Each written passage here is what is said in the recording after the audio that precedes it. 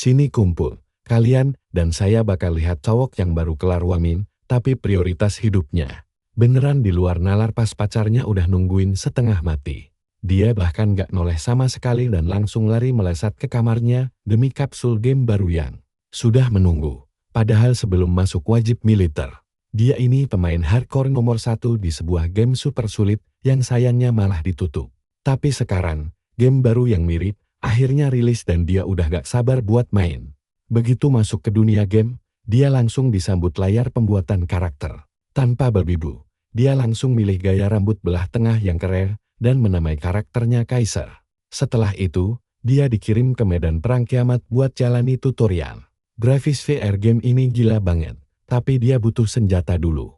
Kaiser memilih pedang, lalu bertemu Kapten Ksatria bernama Charlie yang mengajaknya ke medan tempur. Situasinya kacau banget, sampai-sampai Charlie takut bencana terburuk bakal terjadi kalau mereka gagal menghentikan gerombolan monster sialan itu. Seketika, mereka langsung dihujani anak panah dan monster liar. Tapi sebelum si Ksatria selesai ngomong, Kaiser langsung maju dan membantai habis semua makhluk di depannya. Meskipun statusnya masih pemula, dia dengan santai membantai monster berkepala hiena ini balik ke tempat asalnya. Padahal awalnya dia khawatir kemampuannya bakal menurun setelah sekian lama. Tapi badannya malah terasa jauh lebih enteng. Sang Kapten Ksatria langsung kagum berat. Membuka sistem reputasi atau tingkat kesukaan di dalam game baru ini. Si Kapten sekarang sangat percaya padanya, sampai-sampai gak bakal peduli kalau jagoan kita berbuat kriminal, memberinya gelar kasih sayang maksimal. Target berikutnya adalah melenyapkan penyihir kegelapan di dalam gerbang. Tapi tiba-tiba gerombolan monster lain mulai bermunculan di dalam kastil. Charlie berniat menahan garis depan dan menyuruh jagoan kita menghentikan si pemanggil monster, mempercayakan masa depan kepadanya. Kaiser pun kaget karena Ksatria ini malah sibuk melawan Kroko padahal harusnya membantu mengalahkan bos utama. Memang perilakunya bisa berubah tergantung tindakan pemain. Tapi apa yang menunggu di balik pintu ini benar-benar terasa sangat mengerikan. Nah, perhatikan baik-baik di bagian ini. Insting gamer dia langsung tahu kalau ini adalah quest rahasia yang butuh kondisi khusus untuk dipicu. Bukannya takut, dia malah makin bersemangat menghadapi bahaya di depan. Pintu pun terbuka, namun bukan penyihir kegelapan yang menanti, melainkan monster raksasa yang mengerikan. Seekor naga iblis berdarah bisi yang terbelenggu rantai dengan aura merah menyala, siap menyambut mangsa barunya. Kaiser langsung merinding karena harus berhadapan dengan bos tingkat legendaris di awal permainan. Game baru ini memang mengadopsi beberapa elemen dari game lamanya, Demlock. Salah satunya adalah sistem peringkat dari normal, langka, heroik, hingga legendaris yang biasa disebut sistem tingkatan. Sistem tingkatan ini juga berlaku untuk semua bos di tiap lantai. Dan yang paling merepotkan adalah tipe monster unik yang memiliki nama khusus mereka sendiri. Dan seperti dugaan banyak orang, kadal raksasa berwajah menyeramkan ini adalah salah satu naga unik dengan nama khusus. Dia langsung mengumpulkan kekuatan besar dan mengaum keras mengeluarkan tekanan luar biasa. Tekanan dahsyat ini membuat karakter Kaiser terkena efek pingsan. Memicu layar sistem muncul bertubi-tubi untuk memberitahu jenis naga tersebut, sekaligus memberikan pengurangan drastis pada kemampuan fisiknya. Semua gerakan berkurang hingga 20%. Membuat jagoan kita heran setengah mati apa yang dipikirkan para developer game ini.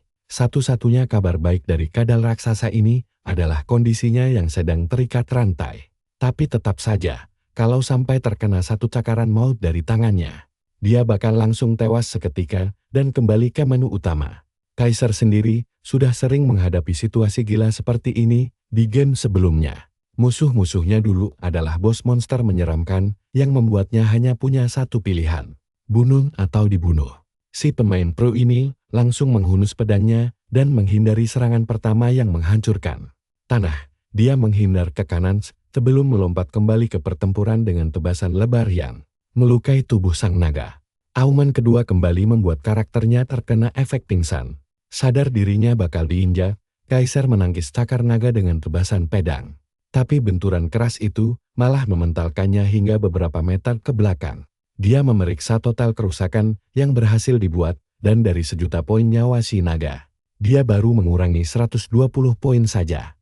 Dengan kata lain, Dia harus beneran serius, kalau gak mau mati konyol. Ini adalah tingkat kesulitan paling gak masuk akal buat ukuran bos tutorial. Kaiser menebas sang naga sekali lagi, sambil mengingat komentar gila di forum internet tentang makhluk ini. Kabarnya, bahkan pemain top di game ini pun gak ada yang bisa mengalahkannya. Tapi jagoan kita malah asik berdansa menghindarinya. Sambil terus menangkis dan menebas naga itu menggunakan pedangnya. Berbagai obrolan di forum melintas di kepalanya. Menariknya, para pemain di forum juga bingung bagaimana nama spesies naga iblis ini bisa terungkap. Kalian juga pasti lagi mikir hal yang sama kan? Kok bisa ada orang yang baru main langsung bantai bos tutorial legendaris kayak gini? Sambil menancapkan pedang ke cakar sang naga, dia menyiksanya dengan tebasan tanpa henti. Kaiser benar-benar bergaya ala Beyblade milik Levi Ackerman dan mencincang seluruh tubuh monster itu. Dan benar saja, naga itu akhirnya tumbang. Menjadikannya orang pertama yang berhasil mengalahkan bos legendaris di babak tutorial. Hadiah melimpah pun segera menantinya. Tapi untuk saat ini, Kaiser hanya bisa terengah-engah kelelahan sambil kesal dengan betapa keras kepalanya bos naga tadi. Sambil menarik pedangnya, dia menyadari kalau dia adalah pemain pertama yang membunuh bos itu. Jauh melampaui teman-teman lamanya. Padahal mereka semua menganggap naga itu mustahil dikalahkan di tahap tutorial. Tapi sekarang, Kaiser malah penasaran bagaimana kabar teman-temannya di dalam game ini. Sebagai hadiah, dia mendapatkan gelar pembantai pertama dan membuka beberapa keahlian khusus untuk karakternya. Yang pertama adalah Weapon Master, dan yang kedua adalah Hidden Dragon. Ketiga adalah Slayer, keempat Hero, dan kelima Overcome. Karena semua syaratnya terpenuhi, dia berhasil membuka keahlian yang jauh lebih kuat bernama Ale of Truth.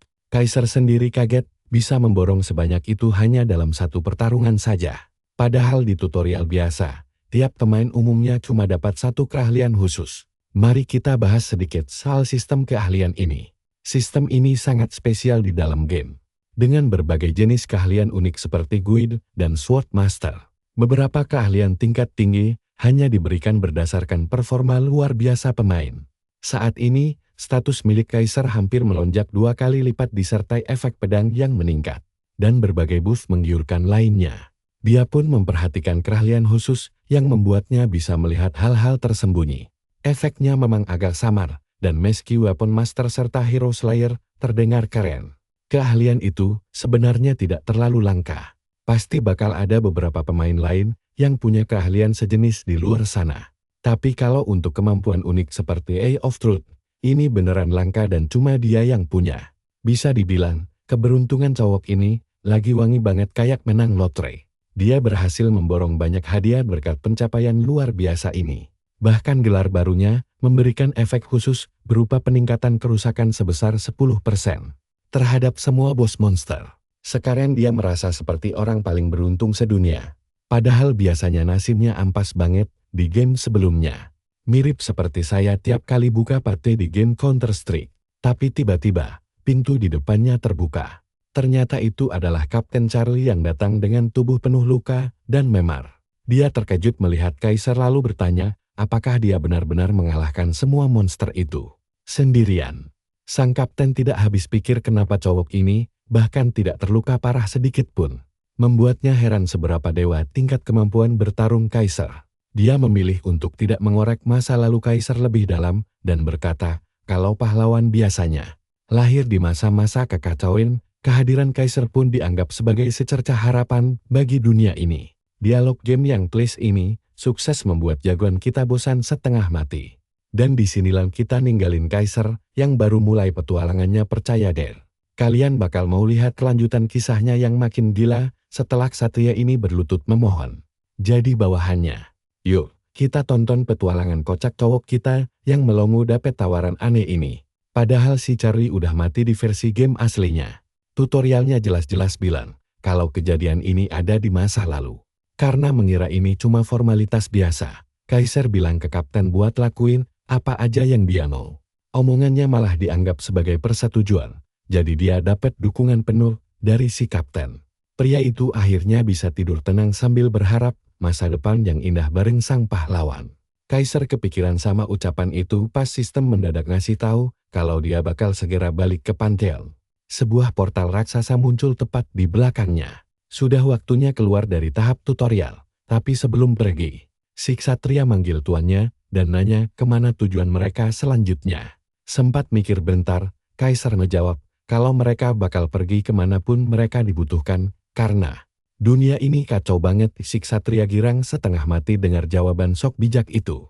Pokoknya, proses teleportasi dimulai dengan hitungan mundur 5 detik. Sang kapten ngasih sebuah artefak sebelum waktunya habis, dan di saat-saat terakhirnya, Charlie tersenyum berterima kasih sambil berharap dapat keselamatan. Kaisar langsung dikirim balik ke Pantheon setelah kejadian itu. Tempat di mana para pemain memilih dewa buat nentuin jalan hidup mereka demi dapat berkah ilahi. Dia mengagumi struktur Pantheon yang terkenal megah ini, tapi sejujurnya sih, tempat ini nggak beda jauh sama ruang gacha ampas pada umumnya. Tempat laknat inilah yang bikin banyak pemain nangis atau ketawa bahagia tergantung hoki mereka. Karena dewa gacha yang berkuasa di sini.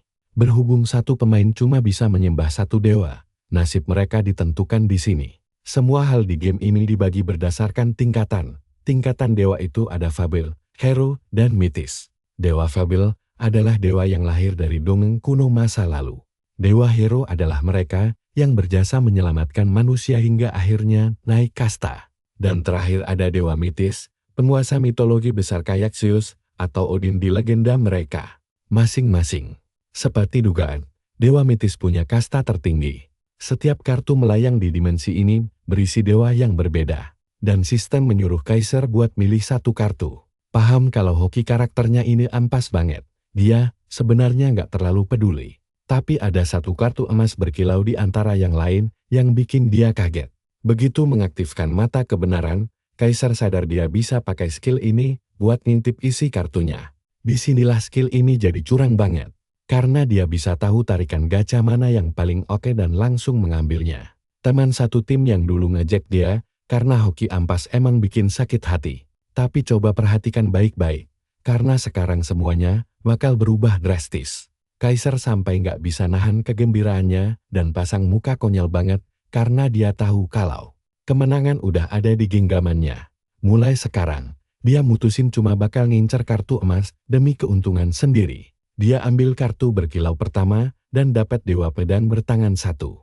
Tarikan tingkat mitis yang bikin merinding. Tapi di saat bersamaan, sistem malah ngeluarin pesan aneh. Katanya, Kaisar belum memenuhi syarat buat jadi Rasul Dewater. Jadi dia disuruh kocok kartu sekali lagi. Dia langsung mewek, bingung kenapa dia nggak bisa jadi Rasul. Bahkan Dewi Mitis aja sampai shock melihat kenyataan ini. Kejadian langka ini belum pernah dialami sama pemain manapun sebelumnya. Kata wadah terus kepikiran di otaknya, karena biasanya, tiap kali pemain dibantai sama Kroco Raja Iblis, Sang Dewi bakal turun tangan ngasih wahyu ke mereka. Masalahnya, dia malah ngebantai Kroco itu sendirian, jadinya Sang Dewi nggak sempat datang. Singkat cerita, dia terlalu jago sampai mengalahkan bos tutorial tanpa dapat berkah Sang Dewi sama sekali. Pas Kaisar cek status sistemnya, ternyata zone kolom Rasul benar-benar hilang, dan dia cuma dianggap sebagai petualang biasa tanpa jabatan apa-apa. Ini bikin posisinya sulit dan kudu muter otak. Ibaratnya dia dapat kartu Dewa Mesin di game Yu-Gi-Oh! Tapi malah nggak bisa dia panggil ke arena pertarungan. Semua kartu bakal ngasih hasil yang sama sampai dia berlutut lemas. Pasrah jadi korban hoki ampas lagi. Dia bingung harus ngapain, karena kalau mau hapus karakter dan buat baru, dia harus nunggu 2 bulan lamanya. Tapi tunggu dulu. Kalian harus lihat ini. Matanya melirik ke kanan dan melihat kartu aneh berenergi merah membara. Kartunya unik banget, bahkan dia belum pernah dengar sebelumnya. Begitu milih kartu rahasia itu, dia dapetin petualang terakhir yang terlupakan bernama Kasiar dan memenuhi syarat jadi rasulnya. Seketika pandangan Kaisar memerah, karena dia sadar kalau situasi ini spesial banget. Ini adalah item rahasia yang nggak diketahui oleh siapapun. Setelah konfirmasi, sistem langsung nambahin kelas petualang terakhir ke lembar statusnya. Bikin dia dapat bantuan dari pejuang pamungkas umat manusia. Energi merah membara masuk ke tubuhnya, membuka skill unik tanpa batasan kelas yang curang abis. Tanpa peduli batasan kelas lagi, karakter kita sekarang bisa spam skin apa aja sesuka jidatnya. Jadi dia bisa rampas semua skill berguna buat ngebangun pohon skill khusus miliknya. Berkat mata kebenaran, Dia bahkan bisa nebak jenis skill yang bakal didapat.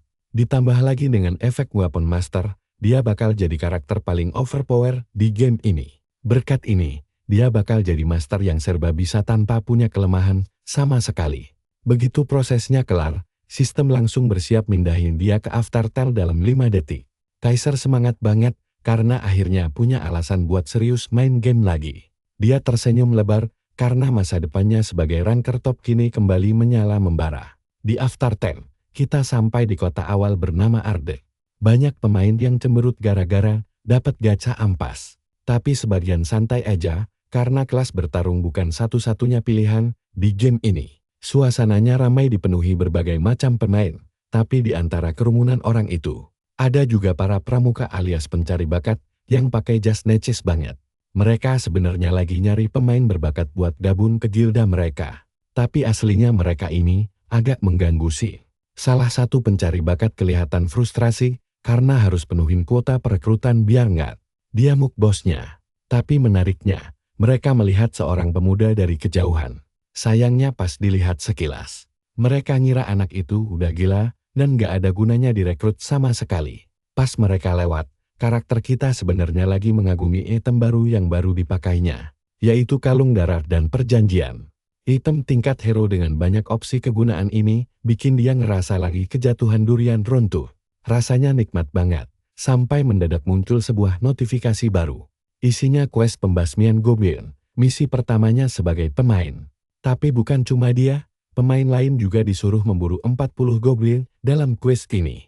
Semua orang bersemangat sementara seorang pemburu berkumis bernama Hunter dan tim menyerahkan tugas berbahaya memburu para goblin itu kepada para pemain baru. Seketika itu juga, insting pertama para pemain adalah teriak-teriak nyari anggota buat bikin partai. Kaiser menyadari hal itu. Bahkan ada satu kelompok yang mendekatinya buat ngajak GB sampai level 12. Ada pemanah sama penyihir yang kelihatan ramah dari tampangnya. Biasanya sih, berburu monster bakal jauh lebih gampang kalau dilakukan bareng-bareng dalam satu tim. Dapat bonus X tambahan itu menggiurkan banget, makanya bikin party itu wajib.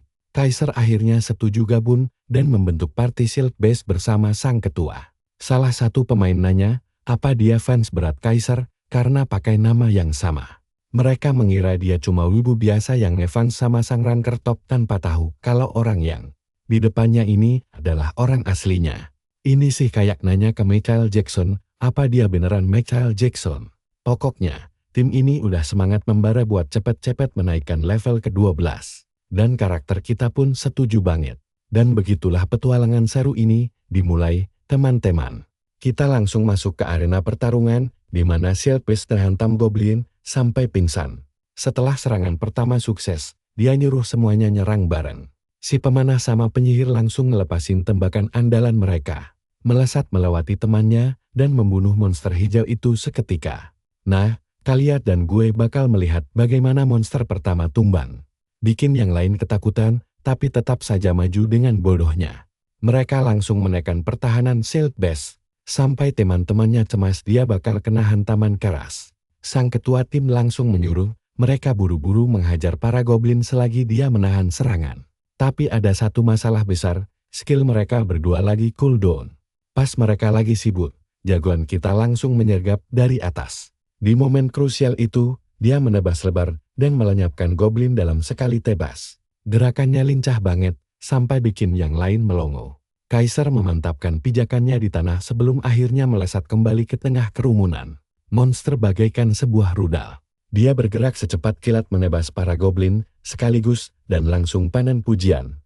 Bahkan ketua tim sampai melongo sejenak untuk berterima kasih atas aksi gilanya. Yakin kalau quest ini bakal kelar super cepat. Tapi ada satu masalah kecil di depan sana. Segerombolan besar goblin baru saja tiba. Kerucil hijau botak ini malah cengengesan nunggu celah menyerang. Sementara ketua tim panik menyuruh semuanya mundur. Tapi jagoan kita mana paham arti kata mundur. Dia langsung maju menantang maut. Para goblin kegirangan, mengira dapat mangsa gratisan. Sementara cowok ini malah melompat tinggi, sambil menatap mereka tajam bagaikan sosok iblis yang nyata. Awalnya kelihatan tenan, tapi tiba-tiba ledakan dahsyat muncul dari sisa pertarungan. Ini mengingatkan kita pada obrolan Kaiser dulu dengan teman lamanya. Yang heran, kenapa dia selalu hobi cari perkara di pertarungan tersulit. Kaiser sendiri tidak paham apa arti kerobor. Padahal teman-temannya mengeluh kalau dia selalu jadi yang pertama maju menghadapi bos atau monster terkuat. Sang ranker teratas cuma menjawab santai kalau dia selalu berhasil menang, tanpa peduli bahayanya. Kata nekat itu tidak ada di kamus hidupnya. Karena meski bagi orang lain aksi itu mengerikan sampai bikin ciut, Kaiser justru malah makin tertantang. Perhatikan baik-baik cowok ini, bukan sedang dalam bahaya, dialah sang bahaya itu sendiri. Dan dia tidak akan sungkan menunjukkannya langsung kepada kita. Dia selalu bertarung dengan taktik matang, tahu betul kalau dia pasti menang. Ledakan tadi terjadi karena efek skill bernama Smash. Kaiser mendaratkan serangan kritikal ke Goblin Hijau. Dan jelas ini bukan jenis Goblin di film Spider-Man. Sisa satu Dark Goblin yang berbahaya. Kaiser langsung melompat mundur demi mengincar target utama itu. Sadar kalau musuh tipe jarak jauh harus dihabisi duluan. Saat melesat, dia menebas beberapa prajurit bersenjata yang menghalangi jalan. Sang Dark Goblin menembakkan racun untuk memperlambat gerakannya. Tapi dia langsung mengaktifkan Trade Overcome untuk melampaui batas dirinya. Hal ini mempertajam inderanya, membuat dia bisa menangkis dengan sempurna dan bikin Goblin itu linglung akibat refleksnya. Lalu dia langsung mencabut nyawa monster itu seketika. Sebelum berbalik menghadapi Goblin lain di depannya, Kaiser menahan serangan musuh dan langsung melancarkan tebasan indah yang membelah monster tersebut. Efek dari Trade Weapon Master aktif, membuatnya bisa memakai skill bernama Exploit Weakness. Jagoan kita tampak puas dengan progresnya. Lalu melempar belati kecil tepat ke mata si Goblin, hingga menghasilkan serangan kritikal. Para Goblin di sekitar mulai mengeroyoknya. Salah satu menyerang memakai pemukul kayu. Kaiser menangkisnya, yang otomatis memberi dia akses memakai kemampuan khusus senjata tersebut. Sambil merebut pemukul tadi, cowok ini langsung mengaktifkan mode orang tua Asia ngamuk. Dia menancapkan belati ke tenggorokan lawan, lalu menggeprek wajahnya dengan pemukul sampai hancur lebur. Kemahiran senjatanya pun meningkat pesat, membuat levelnya langsung melonjak naik. Sejauh ini semua berjalan lancar. Dia memang ingin belajar skill tanpa batasan, tapi tidak menyangka bisa langsung mempraktikkannya di tengah pertempuran sengit. Meskipun sangat lelah, dia merasa puas bisa mencapai level ini. Tapi saat dia kesenangan, rekan-rekan yang menontonnya malah dibuat tidak percaya dengan mata mereka sendiri. Ketua tim tidak habis pikir bagaimana bisa satu pemain saja mampu membantai sekawanan Goblin. Padahal party berpengalaman pun bakal kewalahan melakukannya. Cowok ini benar-benar ada di level yang berbeda. Dan nama Kaiser mulai terasa sangat masuk akal. Silk Beast sampai curiga kalau dia adalah orang yang sama dari masa lalu. Tapi dia enggan mempercayai kenyataan konyol itu. Lagi pula, ranker jenius itu sudah menghilang dari dunia selama 2 tahun penuh. Menurut kalian, mungkinkah orang legendaris itu tiba-tiba bergabung di party amatir ini? Itu yang dia pikirkan. Tapi pertanyaannya, sebenarnya siapa sih orang ini? Tatapan Kaiser saat ini sudah mirip Yandere, sangat haus akan masa depan rankernya. Silk Beast bahkan merasa kalau cowok ini memang sudah gila. Setelah sadar kembali, Kaiser melihat jasad monster yang mulai lenyap dan tahu kalau belati serta pemukulnya juga akan hilang. Tapi tidak masalah, dia sudah puas bisa melompati batasan senjata. Membuka jendela statusnya, dia langsung memeriksa level dan stat. Hanya dari sekali berburu, levelnya langsung naik 3 tingkat. Pencapaian yang lumayan. Meskipun bisa memakai semua senjata, Kaiser tetap paling suka pedang dan berniat menaruh poin ke kekuatan serta kelincahan. Stat lainnya sudah aman tertutup buff item dan trade, jadi dia santai saja. Di tengah momen bahagianya, rekan barunya datang menghampiri dan langsung memuji-muji kehebatannya dalam bermain game. Silk Beast mengaguminya sebagai sosok Kaiser asli. Sementara yang lain bingung kenapa sang ranker legendaris mau repot-repot main game ini lagi. Namun, melihat keahliannya yang luar biasa, sulit bagi mereka untuk tidak percaya. Saat mereka berdebat, Kaiser cuma membatin kalau dia memang Kaiser yang asli. Karena penasaran, mereka bertanya, apa dia punya berkah dewa mitos sampai damagenya sakit banget. Yang dijawab santai kalau itu semua berkat trade dan gelarnya. Mereka terkejut mendengar dia punya modal sebagus itu.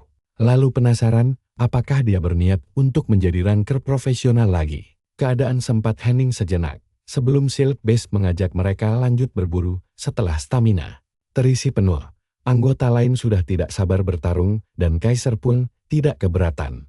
Mendengar obrolan mereka, Kaiser malah teringat kata-kata party lamanya dulu. Mereka selalu menyuruhnya mengatasi raid sendirian. Tapi dia justru mengenang momen itu dengan positif sambil penasaran bagaimana kabar teman-teman lamanya sekarang. Tiba-tiba saja muncul notifikasi quest darurat untuk mengalahkan monster mini boss. Mereka diminta membantai mutant goblin tanpa batasan waktu, membuat Kaiser sedikit terkejut. Cerita lalu beralih ke pintu masuk gua tempat seluruh party berkumpul, bersiap menghadapi monster tersebut demi menuntaskan quest. Si pemanah dan penyihir terus-menerus mengeluh karena merasa sangat cemas saat ini. Padahal mereka semua sudah berjuang keras meningkatkan level hingga 9 selama perjalanan ke sini. Namun, jagoan kita sangat paham alasan kecemasan itu. Karena dunia yang akan mereka masuki ini terkenal sebagai pembantai pemula di kalangan pemain. Kaiser ingat pernah membaca ulasan yang isinya kepanikan orang-orang tentang cara menyelesaikan dunia ini tanpa perlu mati berulang kali di setiap percobaan. Terlebih lagi, hampir dipastikan bakal ada yang tewas di percobaan pertama mereka. Makanya, dunia ini sampai mendapat julukan menyeramkan seperti makam petualang di kalangan para gamer. Begitu melangkah masuk, Kaiser merenungkan tingkat kesulitan ekstrem tempat ini yang membutuhkan kerja sama tim yang sangat presisi jika ingin menyelesaikannya dengan selamat. Sambil berjalan masuk lebih dalam, mereka terus mengeluh kalau tempat mengerikan seperti ini harusnya dilarang dan dihapus saja dari game. Mendengar segala keluhan itu, sang ketua Silk Beast mencoba menyemangati timnya dengan mengingatkan kalau mereka wajib menaklukkan dunia ini jika ingin mendapat tiket ke raid tingkat tinggi. Persis seperti perusahaan yang memilih anak magang berpengalaman ketimbang pemula. Kita saksikan saja kelanjutannya. Yuk kita mulai petualangan gila ini di game ini. Guild besar punya aturan ketat. Jadi beresin dunia ini, hukumnya wajib kalau mau dilirik kelompok pro. Sistem game ini punya proteksi super ketat biar gak ada yang bisa nge-cheat. Karena semua progres tercatat rapi di buku petualangan aneh. Jadi jangan harap ada yang bisa bohong soal pencapaian mereka tanpa kerja keras sendiri. Kaiser sadar betul kalau dia harus menaklukkan dunia ini demi mendapatkan tiket emas untuk ikut raid bos besar di kota selanjutnya. Bos di sini namanya Art, memang sih bisa dilewati begitu saja. Tapi bos di kota berikutnya gak bakal kasih izin lewat sebelum Art tamat. Makanya Kaiser harus membuktikan kemampuannya sekarang demi memikat hati guild-guild berkelas. Kelompok mereka pun tiba di depan pintu gerbang tempat si bos Art menunggu. Panel game menunjukkan aturan ketat, yaitu maksimal 4 orang dan harus di bawah level 10. Pas banget dengan komposisi tim mereka. Kaiser memastikan kesiapan semuanya. Dan Yubin langsung menjawab dengan percaya diri karena dia sudah mempelajari strategi bertarung. Sampai lebih dari 10 kali. Sang ketua, Silk Beast, langsung mengaktifkan misi dan seluruh anggota langsung menerimanya tanpa ragu. Pintu gerbang terbuka lebar, membawa mereka masuk ke sarang sang prajurit Goblin Arda.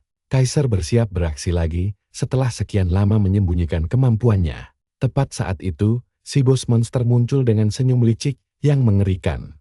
Darahnya tebal banget, sampai 20.000 poin darah. Sambil mengaum keras, siap meremukkan para petualang yang berani mengganggu tidur siangnya. Yubin gemetaran karena atmosfernya sangat nyata, sampai bingung apa dia kena isekai ke dunia lain.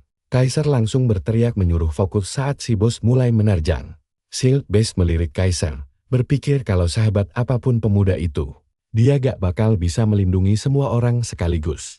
Dia langsung maju ke depan, mengangkat tamengnya, lalu menyuruh yang lain mundur selagi dia menahan tabrakan keras si bos. Beruntung dia berhasil membuat musuh pusing dan menyuruh timnya menyerang habis-habisan. Tapi si Goblin Art cepat pulih dan langsung melancarkan tebasan kedua. Untungnya Sang Tang bisa menahan serangan itu dengan perisainya sambil mengaktifkan skill perlindungan khusus yang memperkuat pertahanannya selama temannya aman di belakang. Sementara itu, Kaiser malah melompat lingkar sambil menebas tubuh si Goblin berkali-kali dengan santai. Musuh pun menjerit kesakitan lalu mundur. Silk Beast tersenyum lega, mengira phase 1 ini bakal lewat dengan mudah. Tapi tiba-tiba rekan setimnya berteriak memperingatkan kalau pola serangan bos akan segera keluar. Sang Tang tidak percaya karena seingatnya pola berbahaya itu baru akan aktif kalau darah si goblin sudah berkurang setengahnya. Perhatikan baik-baik bagian ini saat dia menoleh. Ternyata syaratnya sudah terpenuhi. Tapi di detik krusial itu, jagoan kita langsung melompat menebas tangan si goblin sambil tersenyum. Santai karena berhasil membatalkan polanya. Cerita lalu beralih ke masa lalu saat Kaiser diwawancarai. Reporter wanita bertanya apa rahasia kesuksesan timnya dalam menaklukkan berbagai dunia tersulit yang mustahil diselesaikan orang biasa. Dengan santai jagoan kita menjawab kalau mereka hanya fokus melakukan apa yang paling mereka kuasai. Pewawancara bingung karena formasi standar biasanya butuh penyerang, penyembuh, dan pendukung.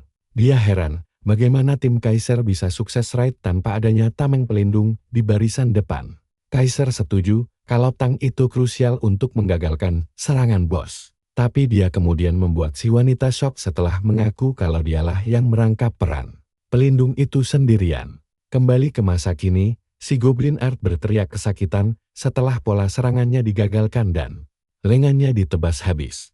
Silk Beast benar-benar melongo karena baginya bahkan seorang pelindung profesional pun bakal kesulitan menggagalkan pola bos.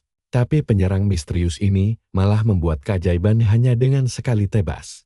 Goblin Art menyerang lagi, tapi langsung ditebas mudah oleh Kaiser. Si pemanah girang melihat jagoan kita terus mengincar titik vital musuh.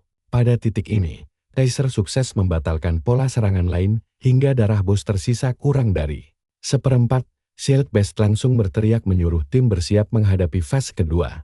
Penyihir dan pemanah bersiap karena tidak mau kalah pamor dari Kaiser. Di saat bersamaan, si Goblin Mutan mengaktifkan kemampuannya dan masuk ke mode mengamuk. Tentu saja pemuda kita sudah menduga ini. Dia tahu setiap bos punya skill unik, dan si Goblin Art ini dibekali dua kemampuan pasif bernama Double 07 Bang. Efek pertamanya memberi pelemahan jika terkena serangan fisik 4 kali atau lebih. Sedangkan efek keduanya bisa membalikkan sihir jika diserang sihir 3 kali atau lebih. Selain itu, efek mengamuknya mengurangi kecepatan gerak sebesar 4%. Si pemanah mengeluh karena bos ini terasa makin curang. Padahal dari tadi dia hampir gak berkutik sama sekali. Nah, disinilah serunya Kaiser sama sekali gak mempan di debuff. Kemampuannya mengabaikan efek marah musuh sepenuhnya, bikin dia makin bersemangat. Saat Silk Beast sibuk menyuruh timnya menghindar, Kaiser punya rencana lain. Dia berniat langsung menebas monster itu, dan langsung melesat maju ke depan. Si Goblin mencoba melawan, tapi kekuatan karakter utama kita terlalu overpower, sehingga dia membantai monster itu dengan sangat mudah. Pemanah dan penyihir masih bingung kenapa Kaiser kebal pelemahan. Bahkan Silk Beast sudah yakin mereka bakal menang. Sambil menatap kagum, apakah pria ini benar-benar Kaiser sang legenda? Kini, mereka bertiga hanya bisa menonton saat Kaiser terus menebaskan pedangnya. Di tengah pertempuran, jagoan kita naik ke level 10 dan kemahiran pedangnya meningkat ke level 7. Efeknya membuat serangan pedang meningkat 7%. Dia langsung melesat memberikan tebasan pamungkas. Muncul seketika di depan musuh, lalu membelahnya jadi 2. Sistem game tour mengumumkan kalau sang prajurit Goblin Mutant Art telah dikalahkan dan Dungeon berhasil diselesaikan. Bukannya merayakan kemenangan, Silk Beast malah melamun. Penasaran apa pria di depannya ini memang Kaiser yang asli atau cuma tiruan belaka. Mendengar hal itu, dua temannya ikut terkejut. Sistem lalu memberitahu kalau mereka memecahkan rekor waktu tercepat. Hadiah dibagikan berdasarkan kontribusi pertarungan. Dan tentu saja Kaiser menduduki peringkat pertama di tim. Dia mendapatkan jubah merah pemimpin dan beberapa item goblin yang mungkin tak berguna. Ditambah lagi, dia meraih gelar tahta serangan waktu yang menaikkan kecepatannya sebesar 10%. Kaiser berdiri gagah karena bisa bersinar lagi. Melihat layar sistem masing-masing, semua orang langsung kegirangan mendapat barang-barang langka kelas dewa. Pemanah dan penyihir terus memuji kehebatan jagoan kita yang hanya dibalas senyuman manis. Namun Silk Beast kemudian angkat bicara dengan ragu, memintanya melihat nama di papan peringkat. Karena si Tana adalah ketua kelompok, namanya yang terpampang di sana. Dia meminta maaf karena lupa mengubah pengaturan nama tim sebelum masuk Dungeon. Kaiser langsung paham kalau punya nama di peringkat teratas itu pengaruhnya sangat besar. bahkan bisa jadi tiket ama agar dilirik oleh 10 guild terbaik di game. Meski cuma Dongyeon pemula, mereka sukses menggeser posisi pemain top bernama Annihilation. Kembali ke obrolan tim, si Tang meminta maaf lagi dan berniat memberikan kompensasi uang. Dan begitulah cerita kita kali ini. Kaiser cuma tersenyum santai memaafkan kesalahan itu karena sistem otomatis mencatat nama ketua kelompok. Apalagi dia sendiri gak menyangka bisa menyabet peringkat pertama. Sini, ikuti terus perjalanan si Kaiser yang sebenarnya legagak jadi pusat perhatian. Lagian, yang paling penting di sini adalah hadiah utamanya, yaitu set kesatria. Biarpun tingkatannya beda-beda, ini salah satu barang paling mantap yang bisa didapetin di tempat ini. Karena dia berhasil borong semua jenis tingkatan. Si tokoh utama kita yakin banget gak ada satu hal pun yang bisa merusak suasana hatinya hari ini. Pas ngelihat senyum mencurigakan di wajah Kaisar, si Tangker langsung nanya, apa semuanya beneran aman? Karakter utama kita cuma santai aja dan menyuruh mereka semua buat tetap tenang. Anggota tim langsung mulai menjilat karena dia kelihatan tulus banget. Tapi tiba-tiba sistem masih tahu kalau penjara bawah tanah bakal segera ditutup. Si perisai terbaik bilang ke temannya yang pemanah, kalau awalnya dia mengira rumor miring soal Kaiser itu cuma karangan belaka. Tapi sekarang, dia akhirnya sadar sesempurna apa kepribadian asli dari si Kaiser ini. Kaiser ngelihat kelompok itu, malah bengong dan nanya apa mereka mau selamanya tinggal di sini. Pertanyaan itu bikin mereka sadar dan langsung ngibrit lari kencang menuju portal keluar. Pas sampai di desa, mereka langsung jalan kaki menuju tempat alkemis yang ada di gang sempit belakang. Begitu rombongan ini masuk ke toko, mereka langsung terperangah melihat isi dalam ruangan yang ternyata beda jauh banget. Kaiser melihat sosok berkerudung yang berdiri di belakang meja konter dan menebak kalau itu pasti si alkemis Taldo karena mukanya kelihatan kusut banget. Semua orang jadi agak ragu buat melanjutkan misi ini. Si alkemis malah ngejik dan nanya apa mereka udah menyerah, sambil mengingatkan kalau dia butuh banyak darah buat penelitiannya. Tanpa basa-basi, si Kaiser langsung menghempaskan botol darah ke meja. Bikin si alkemis kaget setengah mati, karena waktu belum juga berjalan 40 menit. Melihat tampang percaya diri dari kelompok ini, wajah si alkemis langsung memerah malu-malu kucing. Sistem kemudian memberitahu Kaiser kalau dia dapat hadiah koin emas dan satu cincin perak buatan si alkemis. Akhirnya misi selesai dan sekarang mereka semua bisa pergi ke benua utama. Semuanya langsung bersorak kegirangan kayak orang yang baru aja menang lotre ratusan juta rupiah. Nah, perhatiin dah momen ini. Kita bakal dikasih unjuk kejutan pas si Kaiser dapat hadiah misterius dari Kalda. Dia simpan dulu hadiah itu, lalu memilih buat pakai tiket skill tingkat rendah yang memicu munculnya cahaya aneh sampai tumpukan kartu memenuhi ruangan. Menggunakan kemampuan mata kebenaran miliknya, dia sadar kalau hampir semua kartu di sana ampas banget. Dia kemudian mengamati kemampuan tebasan pengisi daya, jurus yang sama seperti yang dia pakai waktu di Demrock dulu. Kaiser ingat kalau undian tiket ini bisa ngasih kemampuan acak dari tingkat biasa sampai legendaris. Tepat di saat itu, sebuah peringatan muncul kalau sistem game bakal mati dalam waktu beberapa detik lagi. Hal itu bikin karakter utama kita panik seketika. Dia benar-benar lupa soal batasan waktu bermain yang dipasang biar pemain gak kecanduan game atau malah mati kelaparan gara-gara lupa makan.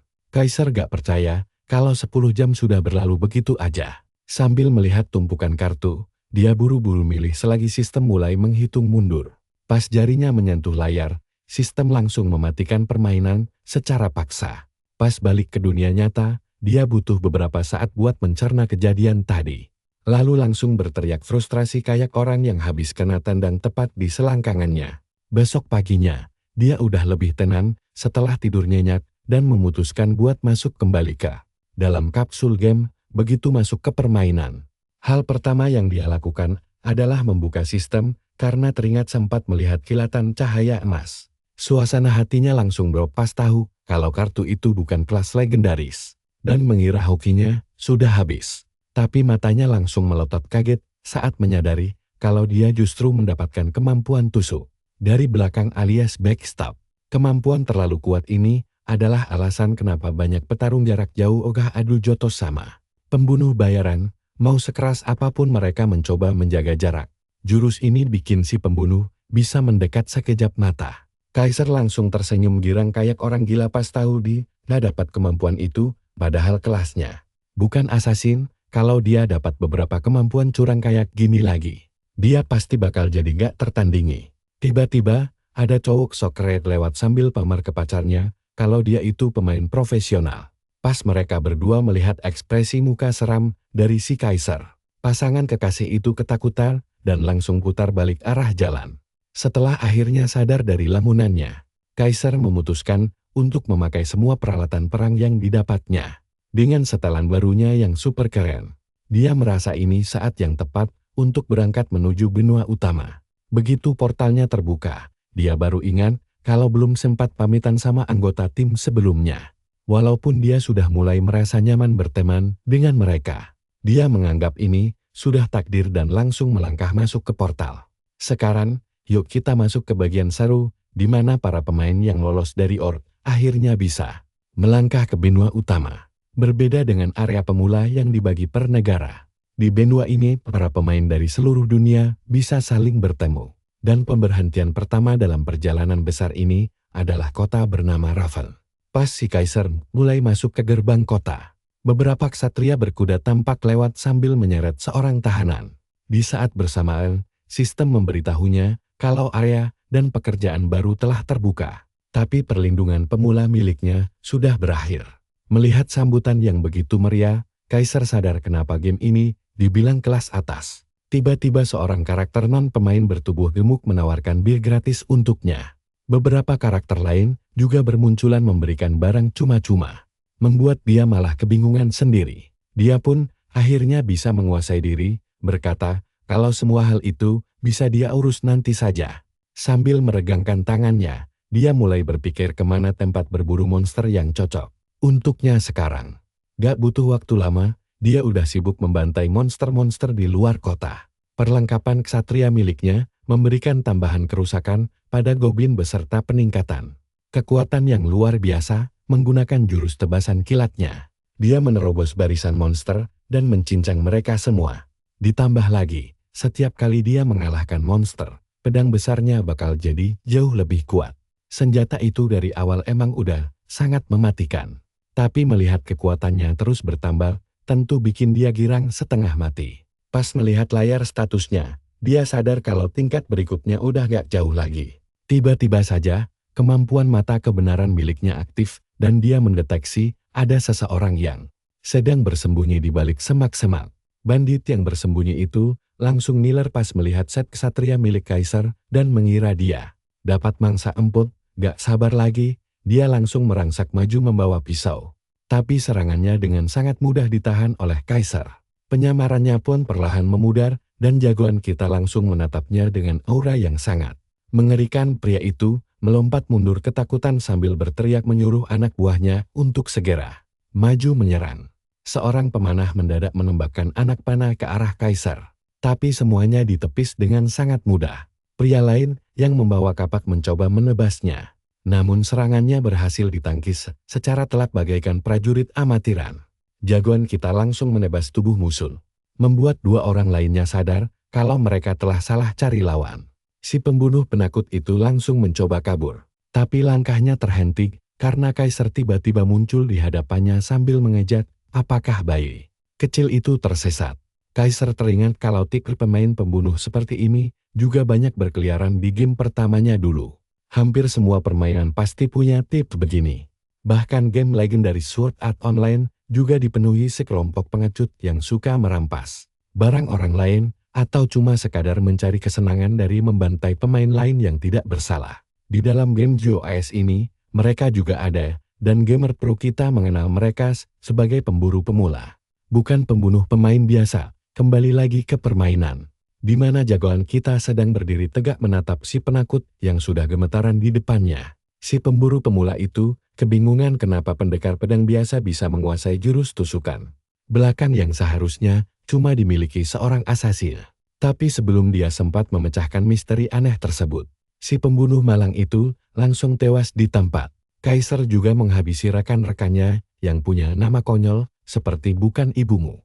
Alih-alih menganggap Kaiser sebagai penjahat dan memberikan hukuman, Kecerdasan buatan game mendeteksi kalau tindakannya tadi murni merupakan upaya pertahanan diri. Namun, setelah berurusan dengan para pemburu pemula ini, jagoan kita jadi teringat kembali pada teman-temannya yang baik hati di Arta. Dia kemudian menyimpan semua barang berharganya untuk menghindari perhatian dari pemburu pemain lain dan lanjut menyelesaikan misi-misi berikutnya. Hanya dalam sekejap mata, dia berhasil menyelesaikan banyak tugas dan langsung naik ke level 17, yang sekaligus membuka akses gerbang barat. Namanya juga Kaisar. Dia langsung saja melewati gerbang itu dan melangkah masuk ke hutan sebelah barat kota Raven. Padahal selama di perjalanan ke sini, dia sudah diperingatkan berkali-kali oleh para karakter non-pemain tentang betapa mengerikannya tempat berburu ini dan menyuruhnya segera lari jika mendekat. Kaisar sadar kalau aura mencekam ini datang dari serangga raksasa dan goblin licik, membuat kita penasaran seberapa liar petualangan gila berikutnya. Halo teman-teman, mari kita masuk ke wilayah super ekstrem ini, di mana para pemain membuat aturan wajib bahwa siapapun yang berani lewat sini minimal harus membawa tim berisi 3 orang. Makanya, area di depan gerbang darat itu ramai banget sama orang-orang yang sibuk cari anggota tambahan biar tim mereka cepat penuh demi bertahan hidup di tempat menyeramkan ini. Nah, saat beberapa orang sibuk nyari penyerang dan tameng, yang lainnya malah sibuk berburu tabib atau penyembuh. Padahal kelas penyembuh itu paling dihindari karena menaikkan levelnya membosankan dan susah. Setengah mati, tapi waktu Kaisar nekat main sendirian, orang-orang malah mengejeknya sebagai pemuda miskin tak laku yang tidak punya teman buat diajak main bareng. Sementara jagoan kita cuma bisa menghela napas sambil tersenyum girang. Di tengah hutan lebat itu, dia bergerak lincah menebas para goblin yang malah kaget terkena serangan balik.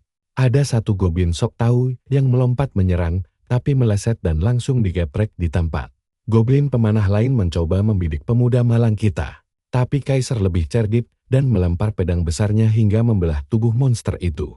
Begitu pedang besarnya lepas dan efek kekuatannya hilang, para goblin itu langsung merasa punya kesempatan emas untuk menang. Tapi pemuda legendaris ini punya rencana cadangan dengan langsung memakai kapak dan menusuk bokong mereka dari belakang. Dia membantai goblin itu satu persatu sampai keahlian kapaknya naik 1 tingkat. Seusai menyelesaikan tugas berburu goblin, dia mencium bahaya dari belakang dan melihat kelabang raksasa yang kelaparan mendekat. Burung-burung langsung berhamburan dari pohon karena keributan mendadak yang sangat mengerikan itu. Kaisar langsung melompat tinggi ke udara diikuti kelabang raksasa tadi. Dia berteriak kencang dan mengayunkan seluruh tubuhnya untuk mendaratkan satu hantaman telak yang sangat dahsyat. Si kelabang terluka parah dan terpental jauh. Tapi sedetik kemudian, dia langsung menyerang balik demi balas dendam. Untungnya jagoan kita beraksi cepat dan berhasil menahan hantaman tersebut. Sambil mengeluarkan kapak tempur di tangan kirinya, dia baru sadar betapa jeleknya muka monster ini dari dekat. Sekali tebasan kapak langsung memotong kapit si kelabang. Dan 2 sabetan pedang berikutnya sukses menyudahi riwayat monster jelek itu. Kaisar naik level, dan layar statusnya menunjukkan peningkatan sebanyak 2 level. Dia bergumam bahwa menaikkan level bukanlah perkara mudah. Tapi sejauh ini semuanya berjalan sangat lancar. Nah, sekarang mari perhatikan baik-baik. Usai beres-beres misi, fokusnya beralih ke misi biasa di gerbang barat. Misinya adalah mencari Leontin, anak perempuan yang hilang. Jadi dia langsung berangkat karena sudah tahu tempatnya. Tapi di jalan, dia malah melihat para petualang lain sedang antre panjang menunggu giliran mereka. Kaisar langsung mengenali sebuah pohon besar tempat Leontin itu biasanya muncul kembali. Sementara itu di belakang, orang-orang terus mengeluh tentang betapa panjangnya antrean dan lamanya mereka harus menunggu giliran. Di antara bisikan itu, dia mendengar gosip tentang perintah eksekusi para pembuat onar. Mereka berargumen bahwa si pembunuh bayaran layak dihukum karena bertindak terobor. Bahkan ada yang menyebut nama Kaisar secara langsung. Jagoan kita langsung waspada karena merasa ada yang tidak beres di sini. Orang-orang itu terus mengobrol. Heran kenapa sang pahlawan memakai jurus tusuk belakang yang terasa tidak masuk akal. Pikirnya tidak akan ada yang percaya teori konyol begitu. Tapi obrolan barusan sudah cukup memperingatkannya agar tetap diam dan tidak menarik perhatian. Untuk sementara waktu, Dia tahu pendekar pedang dengan keahlian pembunuh bayaran itu sangat langka. Apalagi punya 6 bakat sekaligus. Serikat besar pasti akan langsung bergerak merekrutnya begitu mereka mengetahuinya. Tapi, ada juga orang-orang gila yang lebih suka melenyapkan bakat langka seperti dia. Khususnya para petinggi serikat dari Dimrod. Aturan main mereka cuma satu, rebut atau hancurkan apa yang tidak bisa dimiliki. Sambil mengambil liontin dari dahan pohon, dia mengingatkan dirinya untuk tidak terburu-buru. Kembali ke gerbang barat, Camilla tampak sangat gembira saat menerima liontinnya kembali dan berterima kasih atas bantuan jagoan kita. Kaiser mendapatkan 1 koin emas, poin pengalaman, dan hadiah dari Camilla. Dia juga sukses naik ke level 20, sekaligus memperoleh tiket undian keahlian baru. Camilla bilang kalau liontin itu adalah harta paling berharganya, tapi dia rela memberikannya pada Kaiser sebagai imbalan. Jagoan kita mengucapkan terima kasih sambil menasihatinya agar tidak menghilangkannya lagi. Camilla kembali berterima kasih, dan saat dia tersenyum, kemampuan hubungan maksimal jagoan kita langsung aktif, membuat keintiman Camilla melonjak drastis. Lonjakan mendadak ini membuat Kaiser kaget saat melangkah pergi. Sambil berpikir mungkin ini terjadi karena dia masih gadis muda. Tanpa membuang waktu, dia langsung berpikir untuk segera menyelesaikan misi berikutnya. Dia harus menaklukkan ruang bawah tanah di luar gerbang barat, dan karena hadiahnya tiket undian, kesempatan ini jelas tidak boleh dilewatkan. Dia juga ingat ada 2 ruang bawah tanah di sana, 1 sarang bos goblin dan satunya sarang semut. Mengingat status petarungnya, dia memilih memburu para goblin. Tapi sayangnya kedua area itu mewajibkan adanya tim untuk bisa masuk. Padahal, jagoan kita belum boleh membongkar kekuatan aslinya sekarang. Kalian tahu apa? Dia pun mulai mendekati tempat itu dengan sangat santai. Di sana, para petualang lain sibuk berlarian ke sana kemari demi mencari penyihir level 20 yang sangat langka. Sementara itu, para pengumpul barang dan tukang reparasi senjata membuat suasana makin bising. Persis seperti pasar tumpah yang sangat ramai. Jagoan kita heran melihat para pekerja industri berkumpul di sana. Sementara pencuri amatir langsung ditolak mentah-mentah. Di sisi lain, orang-orang mengerubungi para penyihir bagaikan semut demi memohon agar mau bergabung ke tim mereka. Dia teringat kalau kasta di game ini ditentukan oleh kemampuan melawan bos monster. Makanya kelas penyihir dianggap seperti dewa penyelamat di tempat ini. Dia pun sadar kalau kelas pendekar pedang sangat tidak berguna di sini. Tapi tiba-tiba ada suara memanggilnya dari belakang. Ternyata ada seorang pemain yang mengajaknya bergabung jika dia masih sendirian. Kaiser memastikan apakah mereka tahu dia cuma pendekar pedang biasa dan mereka mengiyakannya. Mereka beralasan hanya ingin mencoba ruang bawah tanah ini untuk sebuah misi. Jadi cuma butuh 1 anggota pelengkap saja. Meski curiga, jagoan kita memilih ikut bermain. Dia menerima undangan yang dikirim lewat layar sistem, tapi setelah mengintip status mereka, jelas sekali kalau orang-orang ini tahu identitas aslinya. Beberapa menit sebelumnya, mereka memang sudah mengawasinya karena baju besi merah menyalanya yang mencolok di tengah keramaian. Jarang ada pemula yang memakai baju sekeren itu. Memicu niat jahat dari si ketua tim licik ini. Mrika Apon masuk ke area terdalam sarang goblin yang gelap gulita hanya bermodalkan obor seadanya. Penjelajahan dimulai saat mereka melumpuhkan goblin penjaga pertama dengan mudah. Seketika notifikasi sistem muncul, memberitahu bahwa sang raja goblin kini sudah menyadari kehadiran mereka semua. Pemimpin kelompok dan tamengnya mulai berlagak hebat memamerkan level tinggi mereka. Jagoan kita sendiri merasa kagum melihat kerjasama mereka yang rapi dan serangan yang mematikan. Tak lama, Raja Goblin mengirim pasukan tambahan untuk mengusir penyusup. Tiba-tiba puluhan mata merah menyala di kegelapan. Dan dinding goa bergetar hebat saat kawanan monster itu menyerbu mereka. Berlagak baik hati, tim itu meminta Kaiser untuk maju menghadapi serbuan sendirian. Sambil berjanji akan langsung membantu jika terjadi sesuatu yang buruk. Si gadis penyihir ikut meyakinkan bahwa ini kesempatan bagus untuk menguji kerjasama mereka dan berjanji akan menjaganya. Kaiser tahu ini jebakan, tapi dia bukanlah pengecut yang akan lari begitu saja. Dia menerobos gerombolan goblin dengan sabetan pedang kilat, menebas leher mereka bagai memotong boneka latihan.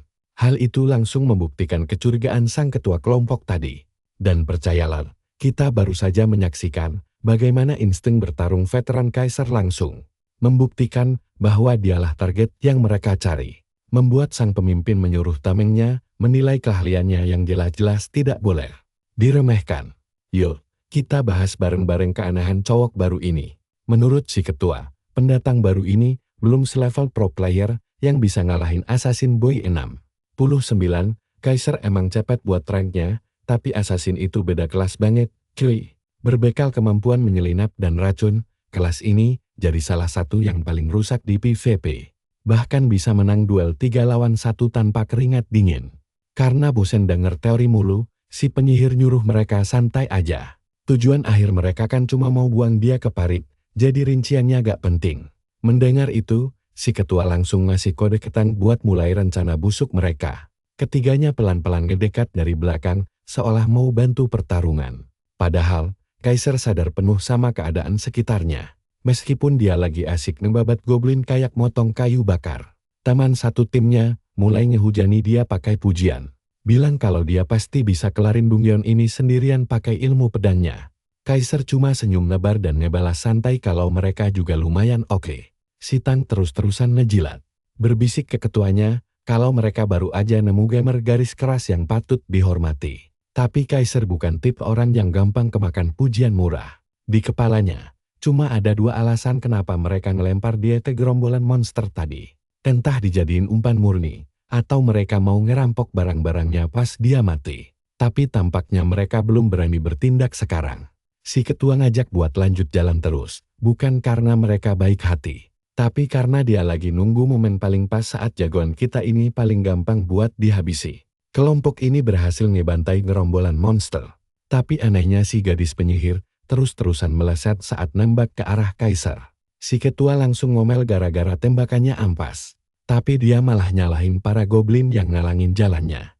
3 orang bodoh ini udah kehabisan napas sambil mikir kalau Kaiser ini cuma hoki banget. Di sini, kita bisa lihat betapa herannya Kaiser sama akurasi ampas penyihir itu. Padahal udah dikasih umpan bersih. Nah, perhatikan baik-baik. Mereka udah sampai di ruang bos sekarang ini, kesempatan terakhir mereka. Gerbang raksasa perlahan terbuka dan aura pekat mulai keluar. 2 prajurit goblin elit maju sebagai pengawal pribadi si bos. Siap buat ngelumat para penyusup ini. Si ketua langsung nyuruh Kaiser buat nahan mereka sementara mereka ngurus hal penting. Tapi kagetnya, Kaiser tiba-tiba lenyap, dan para prajurit elit malah jalan mendekat ke arah mereka. Si Tang langsung teriak, kalau tikus licik itu pasti udah tahu rencana mereka. Sambil nunjuk ke depan, si penyihir ngejerit nyuruh Tang bodoh itu fokus ke musuh, daripada panik sendiri. Mendengar itu, mereka berdua mati-matian nahan goblin, dan teriak nyuruh dia buat ngebakar monster-monster itu sebelum mereka semua gepang. Gadis itu mulai nerapal bola api. Tapi mendadak berhenti pas ada batu raksasa melayang tepat ke wajahnya. Dia nyaris aja kena hantam, gadis kecil itu langsung kaku pas ngeliat monster raksasa yang ngelempar batu tadi. Bos goblin bertubuh gembrot mirip Donald Trump keluar sambil ngaum kencang. Sampai ruangannya bergetar. Si Tang noleh ke arahnya, nanya sampai kapan dia mau bengong di sana. Tapi wajah si penyihir udah pucat pasi kayak baru aja ngeliat malaikat maut datang menjemput. Kaiser akhirnya muncul lagi sambil nanya, dengan sopan apa mereka ini, teman dekatnya si Assassin Boy. Panik dan terpojok, gadis itu keceplosan ngaku tapi memohon agar Kaiser bantu beresin dungeon dulu. Sebelum mereka selesain urusan pribadi. Lagian, mustahil banget bisa beresin dungeon tip ini tanpa tim yang lengkap. Kaiser ngangguk dan setuju kalau secara logika, omongan gadis itu emang benar banget. Gadis itu menghela napas lega, ngira kalau Kaiser udah sadar. Tapi kelegaan itu langsung hilang saat pedang sepanjang 2 kaki menancap telat ke dadanya.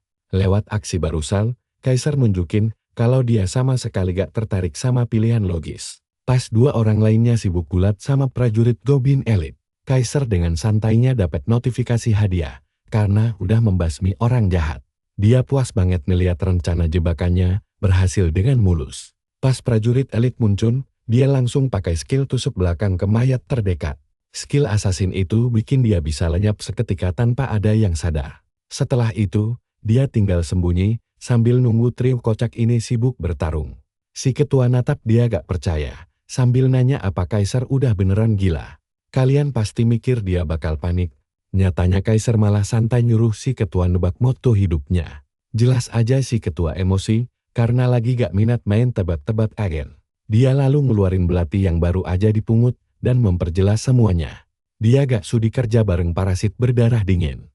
Mulut si ketua langsung menganga lebar pas nenali belati itu. Itu belati milik Assassin Boy 69, tapi sekarang ada di tangan Kaiser. Jagoan kita senyum lebar. Geli ngeliat si ketua ngenalin banget senjata temannya. Selain kaget, si ketua bingung kenapa seorang pendekar pedang malah pakai belati kecil. Belati di tangan pengguna pedang besar tuh gak berguna banget. Terus si ketua nuntut penjelasan gimana caranya Kaiser bisa beresin Dumyeon ini sendirian setelah ngebunuh 2 orang yang bisa bantuin dia. Ketahanan fisik si bos goblin itu gak ngotak tingginya. Gak bakal bisa Kaiser nyicil darahnya pakai belati sekecil itu, mau diayunin berapa kali pun. Tapi Kaiser cuma ngangkat bahu dan bilang kalau strateginya simpel banget. Efek status kayak pendarahan gak dihitung serangan fisik. Dan itulah tiket emasnya buat menang mudah. Si ketua mulai teriak-teriak, bilang gak mungkin efek pendarahan doang bisa ngalahin bos Ran tinggi sambil nyengir misterius. Kaiser ngejelasin dengan santai kalau efek pendarahan yang dia pakai bukan kaleng-kaleng. Detik berikutnya, si ketua ngeliat dia lenyap dan tiba-tiba muncul lagi beberapa langkah di depannya. Belum sempat dia mikir, darahnya langsung anjlok drastis. Perbedaan status antara dia dan Kaiser terlampau jauh. Makin besar beda statusnya, efek pendarahannya makin perih. Prajurit elit dan si ketua tim langsung batuk darah dalam jumlah yang gak wajar. Sambil tersedak marah, si ketua ngutuk sistem game bodoh yang ngehukum dia cuma gara-gara statusnya lebih tinggi. Padahal selisih level mereka juga gak jauh-jauh amat. Mereka cuma beda 4 level. Biar efek pendarahannya sesakit ini, pasti ada faktor tersembunyi lain. Kaiser ngeliat dampak dari skill yang dia keluarin tadi dengan sangat puas. Di atas kertas, itu cuma skill gacha level 20 biasa. Tapi yang gak dia duga adalah adanya efek langka tambahan di dalamnya. Yang bikin efek pendarahannya bisa ditumpuk. Numpuk efek status emang jarang ada di game biasa. Tapi Kaiser kebetulan punya kombinasi skill dan senjata yang pas buat ngelipat gandain damage pendarahan itu. Karena gak paham sama sekali, si ketua langsung nuduh dia nge-cheat. Sambil mengembuskan napas terakhir, dia ngatain Kaiser penipu licik yang kotor. Ironis banget dengar ucapan itu keluar dari mulut pembunuh bayaran bermuka 2. Ngeliat ketuanya tewas, si Tang langsung teriak histeris. Raut wajahnya udah ngejelasin segalanya. Dia akhirnya sadar kalau dia udah salah cari lawan, dan sekarang dia beneran dapet masalah besar. Padahal rencana mereka harusnya sempurna. Tapi malah teman-temannya yang sekarang terbujur kaku di lantai Dumyeon. Dia telat sadar kalau mereka bukanlah pemburunya. Kaiser udah ngendalin mereka dari awal, mempermainkan mereka kayak boneka tali. Pas si Tang baru kepikiran buat kabur, semuanya udah terlambat. Petarung bersirah berat itu langsung ambruk kayak karung beras setelah kena satu tebasan bersih dari belatinya. Dia sempat bangkit berdiri meskipun kehilangan banyak darah. Tapi cuma bisa bertahan beberapa detik sebelum akhirnya mati konyol. Akhirnya, jagoan kita berhasil menyapu bersih para pengkhianat sekaligus prajurit Goblin elit. Bos Goblin yang sedari tadi cuma nontonin dari pojokan akhirnya sadar kalau dia juga ikut andil dalam pertarungan hidup dan mati ini. Ngeliat pengawal setianya tewas mengenaskan, si bos langsung nyaum kencang penuh amarah. Kaiser menghela napas, ingat kalau masih ada satu si gembrot ngamuk yang belum beres. Karena kepalang tanggung, dia pikir mending dinikmatin aja. Si bos lompat dari atas, nyoba buat gepengin, dia pakai beban seberat ratusan mobil truk. Karena dia belum aktifin ketahanan fisiknya, hantaman lutut telat ke wajahnya bikin si gembrot raksasa langsung terjungkal ke belakang. Sakit dan malu, si bos aktifin pertahanan egoisnya. Yuk kita tunggu kelanjutan pembantaian epik ini di part berikutnya. Kalian dan aku bakal langsung disuguhi aksi gila saat Kaiser memakai skill pencurinya lagi buat menebas bos dari berbagai arah. Bikin darah si goblin muncrat kayak balon air bocor. Makhluk itu berputar dengan tatapan murka. Ngamuk berat setelah melihat setengah nyawanya hilang dalam sekali tebas. Matanya bertemu dengan Kaiser yang menatapnya tajam, tukang jagal yang lagi memilih hewan mana yang mau dipanggang duluan. Amarah si bos langsung lenyap seketika. Sambil memekik panik, dia berbalik lalu kabur terbirit-birit. Untuk pertama kalinya dalam sejarah, sesosok bos kabur dari pertarungannya sendiri. Karakter utama kita langsung mendekat pakai backstab saat si goblin menoleh ke belakang sambil merasa aman, tapi begitu si goblin memutar leher berlemaknya lagi, dia melihat sang Algojo sudah siap menebas leher empuknya. Kepala goblin itu menjerit ketakutan saat dikirim langsung ke neraka. Sistem memberitahu kemenangan Kaisar dan dia juga naik level. Dia bahkan dapat sabuk bau keringat si bos, tapi untungnya dia memang lagi butuh. Pahlawan kita berpikir harusnya dia bisa mengambil posisi peringkat di sini. Namun, karena tidak ada batasan waktu, dia tidak mau ambil pusing lagi. Memang agak mengganjal, tapi dia memilih fokus pada tumpukan hadiah menarik di depannya. Pas mengambil perisai, dia sadar para bandit ini modal besar untuk perlengkapan mereka. Bahkan pedang ketuanya pun barang kelas atas. Biarpun reputasi bandit itu menyeramkan, sekarang dia tidak bisa melukai siapapun lagi. Tepat saat Kaisar mengambil kalung untuk diperiksa, skill mata kebenaran aktif dan menangkap sesuatu di kejauhan. Awalnya dia mengira ada yang memakai mode senyap, tapi cahaya itu terlalu terang untuk skill stealth. Saat dia mendekat, sistem mendadak memberitahu bahwa dia menemukan dunia tersembunyi. Jelas saja dia terkejut setengah mati. Sedikit info sejarah, dunia di sini dibagi berdasarkan kelas, dan jenis yang paling legendari serta paling langka adalah dunia tersembunyi. Bahkan para pemain kelas penjelajah saja hampir botak saking susahnya mencari tempat ini. Pintunya ditaruh di lokasi yang tidak masuk akal, ditambah lagi syarat masuknya yang aneh-aneh. Nah, perhatikan bagian ini, karena syarat masuk dungeonnya benar-benar di luar nalar. Harusnya diselesaikan pakai kelompok, tapi dia malah harus menemukannya sendirian. Tapi dia mikir, kalau gak sesulit ini, ya kurang seru kan? Begitu melihat hadiah untuk dungeon tersembunyi ini adalah kelas pahlawan. Semangatnya langsung membara untuk menyelesaikannya bagaimanapun caranya.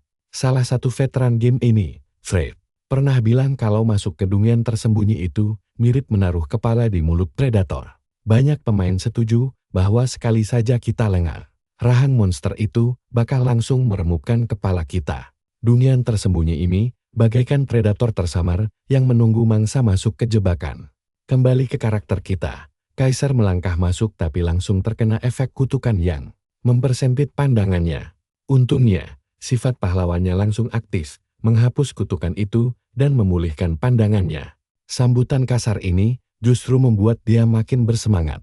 Sesosok goblin berkerudung mendadak bicara, memujinya sangat berani karena berani masuk tanpa takut. Saat berhadapan langsung, Kaisar melihat pasukan mayat hidup goblin dan laba-laba. Lalu langsung merasa jijik.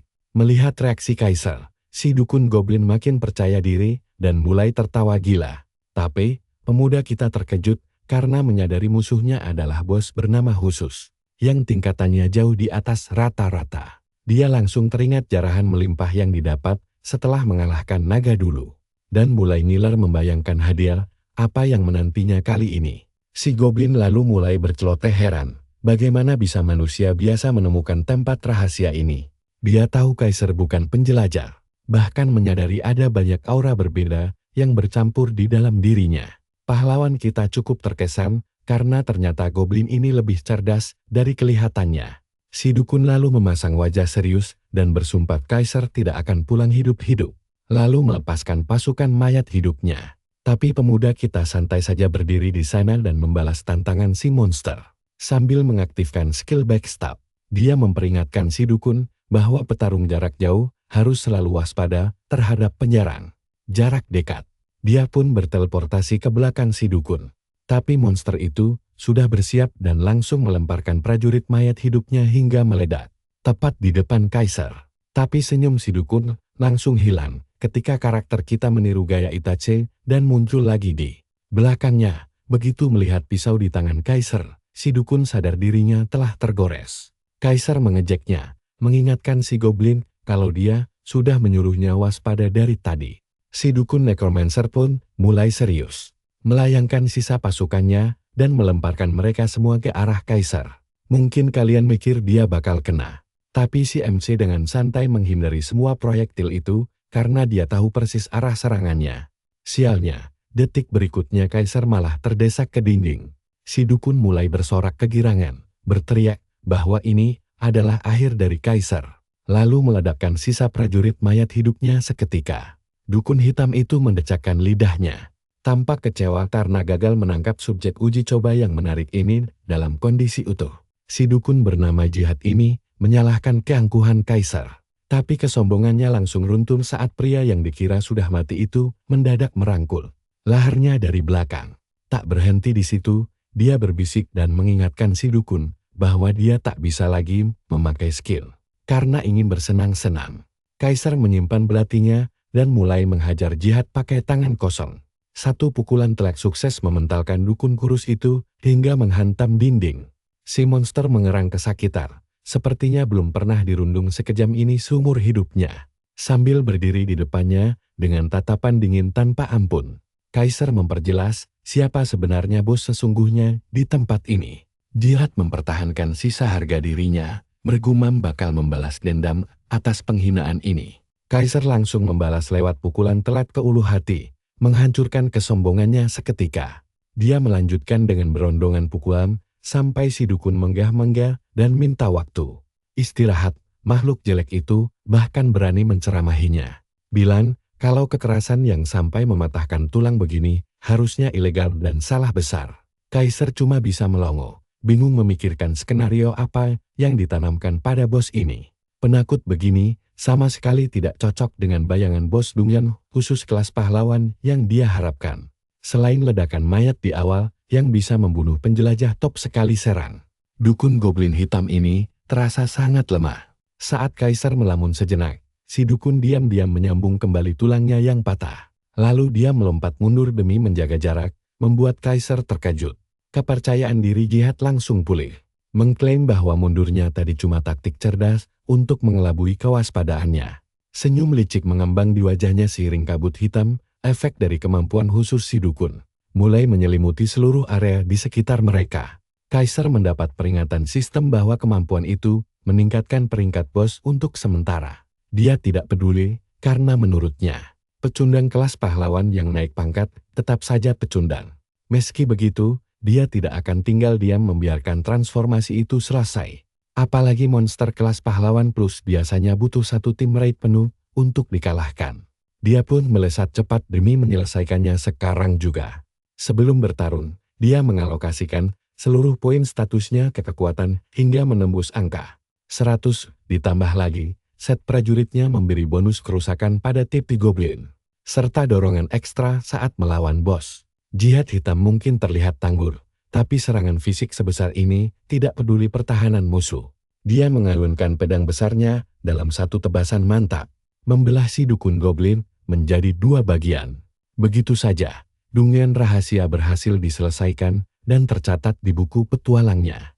Sebagai penjelajah pertama yang menaklukkannya, dia berhak atas hadiah istimewa kelas pahlawan.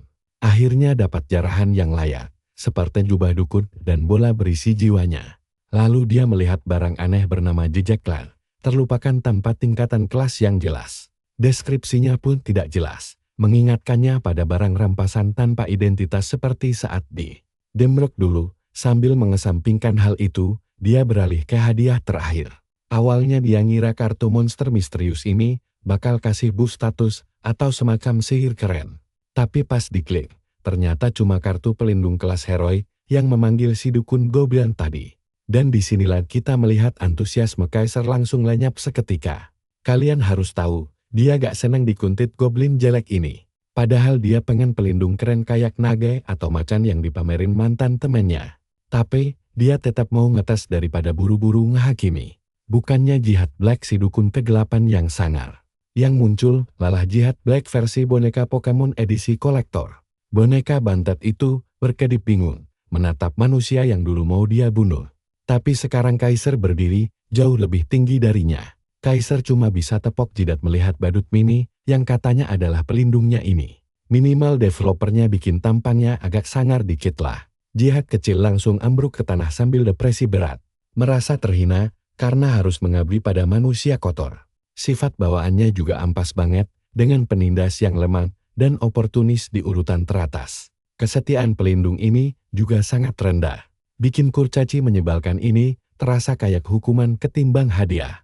Parahnya lagi, sistem memperingatkan kalau si pengkhianat mini ini gak bakal ragu menusuknya dari belakang jika ada kesempatan. Sekali lihat wajah belagu Jihad, Kaisar tahu dia gak boleh membiarkan makhluk ini berkeliaran tanpa pengawasan. Jagoan kita perlahan mendekati si pelindung mini. Melihat manusia raksasa itu mendekat dengan niat terselubung, bocil nakal itu bertanya apa yang mau dilakukan manusia kotor kepada sosok agung sepertinya. Kaisar cuma bisa melongo, berani-beraninya Pokemon jelek ini menyebut majikannya kotor. Jihad langsung bungkam, sadar kalau dia baru saja melewati batas yang salah. Karena si dukun kurang waras ini butuh didikan keras. Kaisar langsung mengajarkan arti sebenarnya dari kata majikan lewat sesi latihan fisik yang sangat intens. Tak lama, suara pukulan pendidikan intensif menggema di goa. Dan poin kesetiaan Jihad perlahan naik lewat pelajaran yang menyakitkan. Setelah sesi main game yang panjang itu, protagonis kita akhirnya keluar dari kamarnya. Dia menatap keluar jendela, kaget karena matahari sudah terbenam dan perutnya lapar banget. Layaknya gamer sejati, dia turun ke bawah untuk nanya ke ibunya, apa ada makanan tersisa untuknya.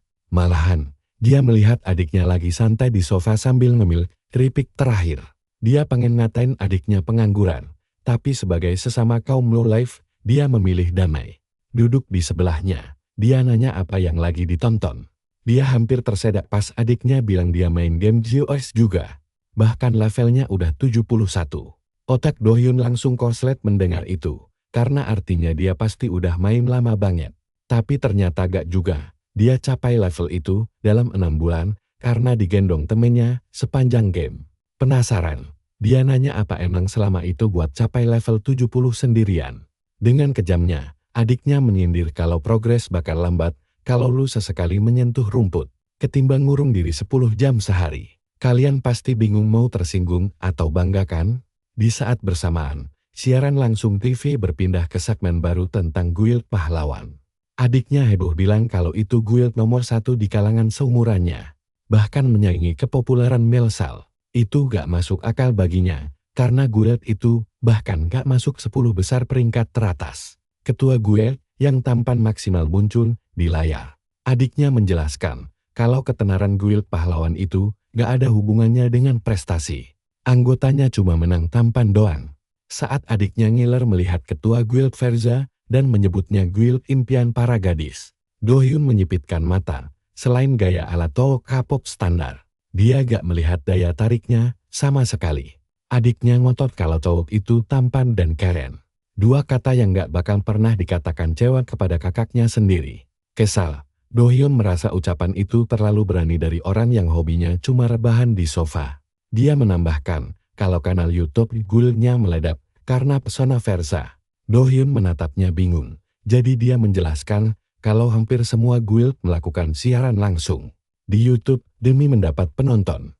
Guild besar biasanya bisa menarik jutaan penonton. Hal itu langsung membuat kepalanya pusing, karena artinya mereka kemungkinan besar menghasilkan uang yang sangat banyak.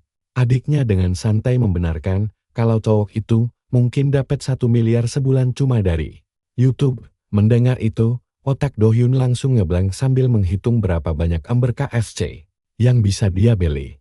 Merasa kalah telak dari cowok tampan itu, dia kembali ke kamar dan masuk lock lagi demi kabur dari kenyataan.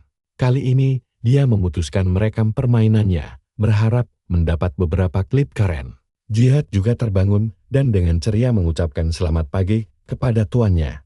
Tatapan tajam Do-hyun langsung mengingatkan si goblin kecil akan pukulan pendidikan kemarin dan agar bicara lebih sopan.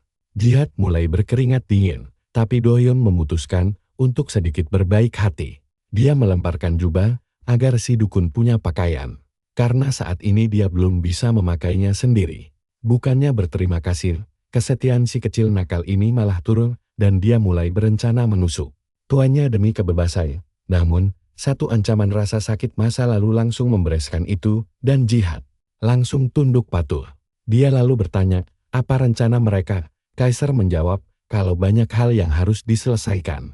Mereka berpindah ke area sarang lain dan di sana dia membantai semua goblin dengan kejam. Jihad pun merasa kasihan pada mereka. Setelah beres-beres, coba kalian perhatikan bagian ini. Kaisar menyuruh si dukun membuang semua barang bawaannya dan mencoba membangkitkan kembali para goblin yang baru saja dia bantai. Si dukun melemparkan segalanya ke samping dan merapalkan mantra yang terlihat terlalu serius untuk wajah konyolnya. Mengejutkan, mantranya berhasil dan sesosok goblin merah bangkit dari tanah.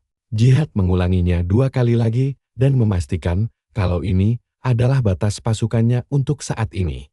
Meski begitu, Idi memiliki pasukan mayat hidup menarik perhatiannya karena membuat si dukun jauh lebih berguna dari perkiraan. Tanpa menunggu Iseng, si dukun mulai memerintah anak buah barunya dan mengabaikan tuannya begitu saja. Saat ditanya apa yang mereka lakukan, Jihad dengan senang hati menjelaskan kalau dia tidak perlu membawa semua jarahan itu sendirian.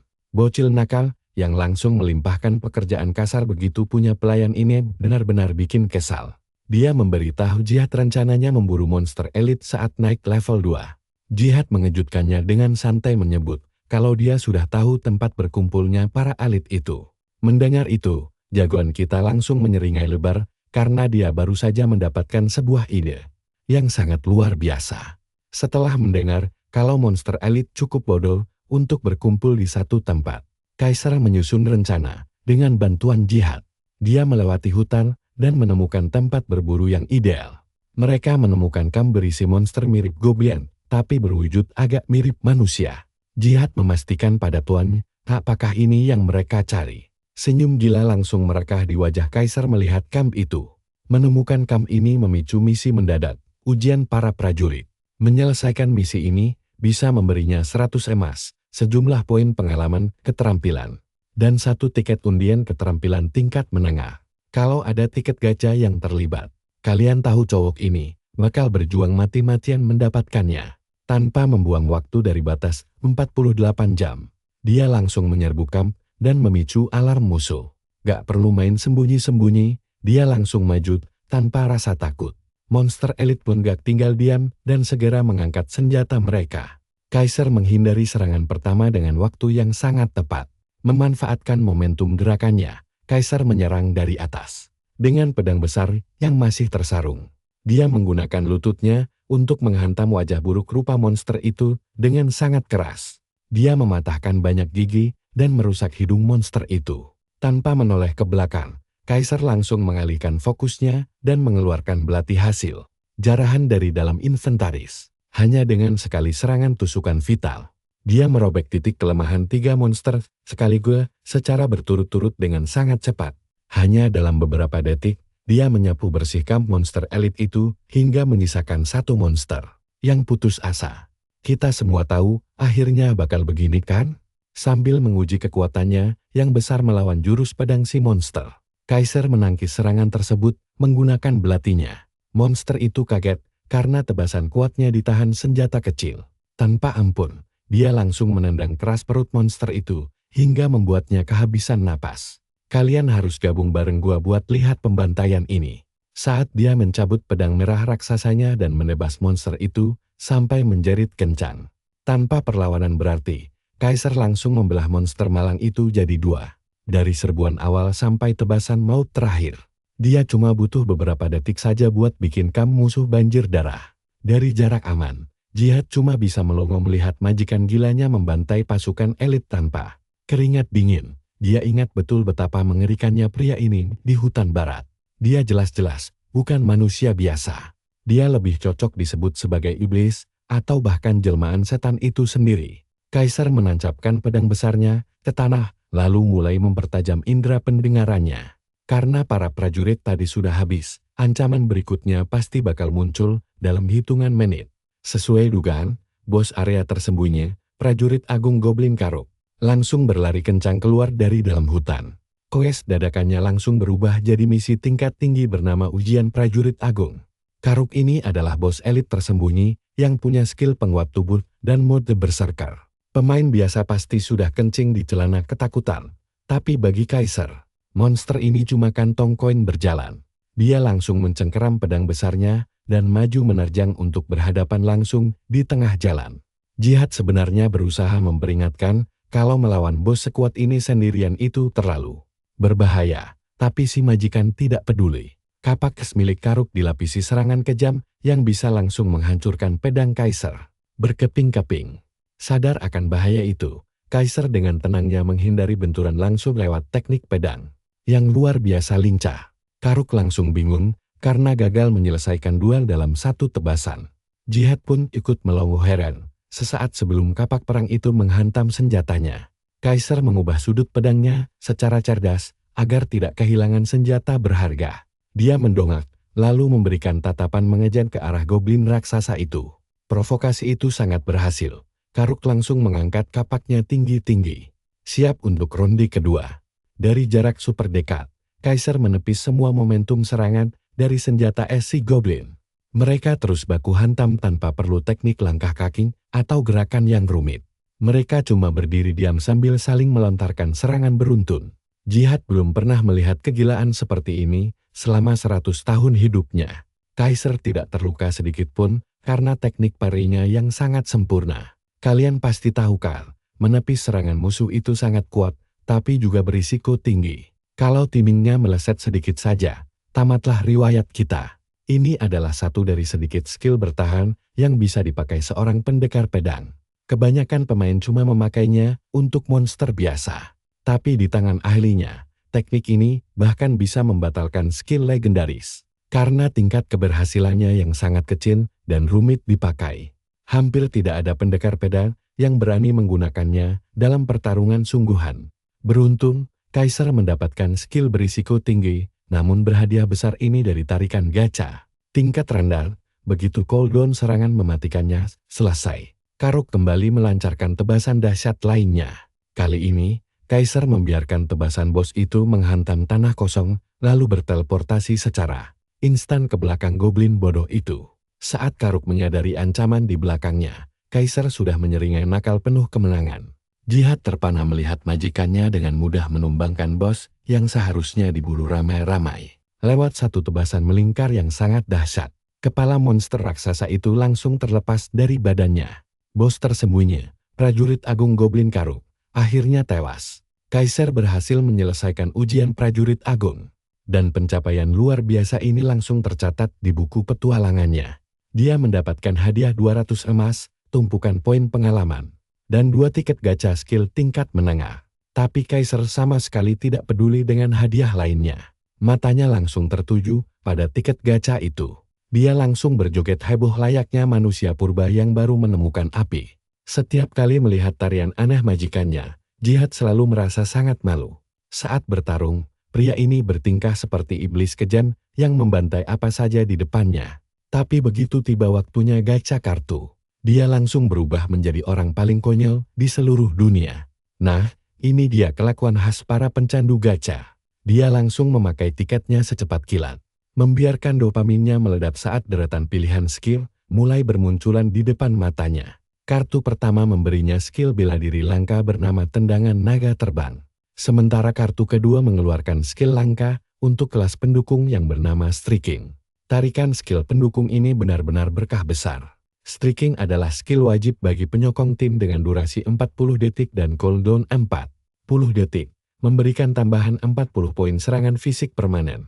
Skill ini mengubah pedang biasa menjadi senjata mematikan setara pedang besar tanpa efek samping.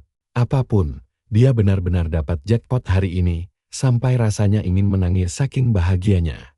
Karakter penyerang yang bisa memperkuat dirinya sendiri adalah impian semua pemain solo. Dan tendangan naga terbang tadi hanyalah bonus manis, karena dia memang sangat menyukai tampilannya, yang terlihat super keren sekali. Selain itu, bos tersembunyi tadi menjatuhkan pelindung dada dan celana kulit merah Karuk. Berperingkat pahlawan, dia bahkan mendapatkan pelindung bahu langka berwarna merah biru serta cincin esensi legendaris milik Karuk.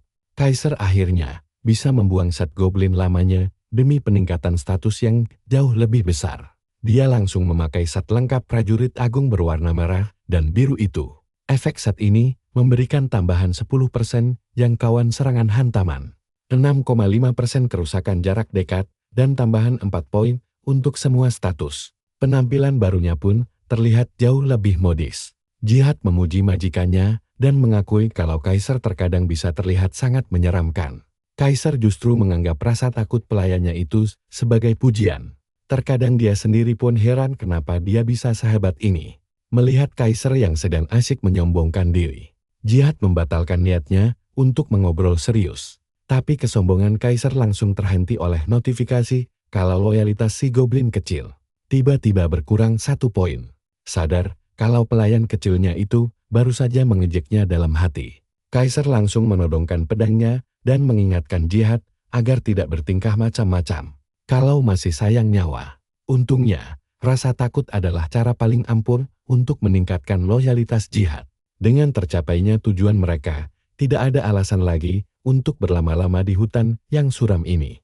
Saat-saatnya pergi dari sini, meski baru saja membantai bos tersembunyi. Sang peringkat 1 ini masih gatal ingin berburu mangsa lainnya. Karena sudah dapat 1, kenapa tidak lanjut sekalian saja? Namun untuk pergi ke kota berikutnya, Kaiser harus menyelesaikan ujian Benua terlebih dahulu. Kebetulan misi ujiannya adalah mengalahkan Ratu Laba-Laba Eliza dan mencapai level 24. Monster bernama Ratu Laba-Laba ini biasa muncul di hutan barat. Sama seperti area bos lainnya. Gerbang masuk ke sarangnya selalu dipadati oleh para pemain yang ingin mencoba peruntungan mereka. Saat ini, ada banyak orang berkumpul menunggu kemunculannya sekitar 10 menit lagi. Kabarnya lokasi kemunculan terakhir ada di jaring sebelah timur. Jadi ada kemungkinan sang ratu bakal muncul di sana lagi. Tapi tidak ada yang tahu pasti, karena bos itu bisa saja muncul dari arah barat atau utara. Tepat sebelum pertarungan dimulai, Kaiser akhirnya tiba di sarang penuh jaring laba-laba tersebut. Dia bertanya kepada si goblin botak, apakah dia tahu lokasi pastinya. Tapi Jihad bilang Ratu Laba-Laba adalah monster generasi baru yang tidak terlalu dikenalnya. Membuat Kaiser merasa sedikit kecewa. Padahal dia mengira goblin kecil itu tahu seluk-beluk hutan ini. Pada akhirnya, Kaiser terpaksa ikut menebak-nebak seperti pemain lainnya. Tapi dimanapun dia muncul, dia bisa memakai skill serang dari belakang. Untungnya, bakat pembantai miliknya aktif dan memberi keuntungan yang sangat curang. Bakat itu langsung membocorkan titik kemunculan Ratu Laba-Laba Eliza tepat di dalam kepalanya. Ini adalah kejutan menyenangkan, tapi juga terasa aneh. Seingatnya, dia tidak punya gelar pembantai untuk monster jenis laba-laba. Apakah efek gelar ini juga berlaku untuk bos yang belum pernah dia kalahkan? Kalau efek ini aktif buat semua bos monster, jujur ini curang banget sih. Kita bakal lihat pembuktiannya nanti, tapi yang jelas sekarang. Mari kita tonton bagaimana dia membantai bos laba-laba di depannya ini. Mari kita lihat kehebatan karakter kita yang punya kemampuan khusus buat memonopoli bos area. Begitu waktu tunggu 10 menit selesai, Kaiser langsung menghilang meninggalkan pemain lainnya. Dia berteleportasi tepat di belakang tubuh raksasa Ratu Laba-Laba Eliza. Tanpa ada pemain lain di dalam gua bawah tanah yang gelap ini, dia bebas mengeluarkan semua kemampuannya. Kombinasi efek pembantai dan serangan dari belakang miliknya benar-benar sangat mematikan. Jihad ikut berpinah bersamanya. Dan makhluk kecil itu terus dibuat kagum oleh semua trik hebat tuannya. Berdiri tepat di hadapan Ratu Laba-Laba Eliza yang baru menyadari kehadirannya. Dia cukup terkejut melihat ukuran tubuh monster area itu yang luar biasa besar. Laba-laba raksasa itu meneriakkan namanya layaknya Pokemon sambil menerjang ke arah Kaiser. Mencoba membaca gerakan musuh. Kaiser melompat mundur lalu menggunakan serangan dari belakang untuk menghilang seketika. Si Ratu Laba-Laba terlambat berbalik untuk bertahan. Kaiser pun mendapatkan samsat yang pas untuk mencoba jurus barunya, tendangan naga terbang. Yang kerusakannya meningkat 6% berkat efek perlengkapannya. Dan yang paling penting, tebakannya benar. Jurus itu terlihat sangat keren.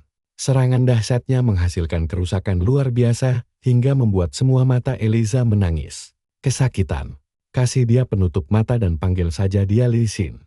Satu tendangan kuat itu menghasilkan kerusakan setara jurus pamungkas. Membuat si Ratu Laba-Laba terpental dan jatuh tersungkur ke tanah. Ogah memberi ampun. Kaiser langsung mencabut pedangnya dan melesat maju. Eliza yang sudah menerima banyak luka parah kini kesulitan untuk bangkit kembali. Tak bisa bergerak karena luka tadi. Dia hanya diam saat Kaiser mencincangnya seperti daging segar. Tanpa ada notifikasi kematian, Kaiser terus membantainya sambil menaikkan kecepatan serangannya. Kaiser menggunakan keahlian serangnya untuk melipat gandakan kekuatan serangan. Peningkatan kekuatannya begitu terasa nyata. Auranya sekarang menjadi jauh lebih berat dan sangat mengintimidasi. Nah, perhatikan baik-baik bagian ini. Amarah Ratu Laba-Laba seketika berubah jadi rasa takut saat Kaisar mengaktifkan jurus tendangan. Naga terbang yang jauh lebih besar dan mengerikan. Dia menghantamkan kakinya ke kepala monster itu untuk menghancurkan otaknya. Eliza memuntahkan cairan menjijikan karena harapannya pupus. Hantaman kuat itu bahkan sampai menggetarkan seluruh area gua bawah tanah. Jihad bersembunyi di balik batu dari jarak aman. Dia merasa kasihan pada monster yang ditemui tuannya hari ini. Dalam kondisi sekarat, si Ratu Laba-Laba menatap Kaisar dengan mata memohon. Dia mulai kesal karena laba-laba itu terus meneriakkan nama Eliza berulang kali layaknya kaset rusak. Karena pertarungan sudah hampir selesai, sifat sadisnya pun mulai keluar. Dia menyimpan senjatanya dan bersiap memukul dengan tangan kosong. Meski tidak paham bahasa manusia, Ratu Laba-Laba tahu dia akan tersiksa. Jihad hanya bisa mendengar suara tinju yang menghantam daging monster itu. Kekejaman tuannya membuat Jihad trauma, karena dia sudah sering dipukuli tangan itu. Tangan Kaisar meluncurkan belasan pukulan per detik, menguras sisa nyawa si laba-laba secara perlahan. Mendengar teriakan nama Eliza yang tiada henti, ingatan Jihad mendadak terpicu. Dia pernah mendengar nama itu sebelumnya. Begitu sadar, dia langsung berlari ke arena dan dengan gugup meminta tuannya berhenti. Hai rela menanggung kemarahan Kaisar demi memohon agar pukulan itu dihentikan. Kaisar untungnya bukan monster tak punya hati. Dia mendengarkan tangisan goblinnya lalu melangkah mundur. Jihad berlari mendekati Eliza sambil menangis, mencoba membangunkannya. Dengan sisa tenaga yang hampir habis untuk menatap sang goblin kecil, si Ratu Laba-Laba kesulitan mengenali siapa Jihad. Dia membuka jubahnya untuk memperlihatkan kepala botaknya agar si laba-laba ingat. Begitu mengenali siapa yang ada di depannya, air mata kelegaan langsung mengalir dari laba-laba raksasa itu. Kalian mungkin tidak menyangka kalau kedua monster ini punya sejarah 150 tahun lalu. Dulu dia cuma laba-laba kecil lucu bernama Liza. Jenis langka yang belum pernah Jihad lihat sebelumnya. Iseng-iseng, dia mengajak laba-laba itu bertualang bersama, dan dia langsung setuju.